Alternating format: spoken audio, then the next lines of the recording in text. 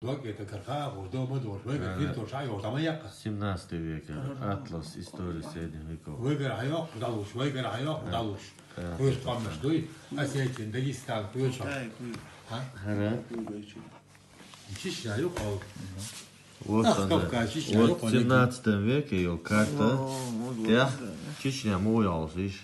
Каспица. Дербент, между Персией и Чечней. Без были доца, им было даже больше. Цен дагает Ой, теперь тоже лабох, Низ Каспица границы.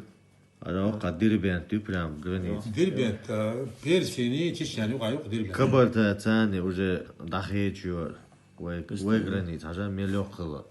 Субханаллах. Шадаллах. Ему дондо. Черное море, а же он мелгейна бацинт бази.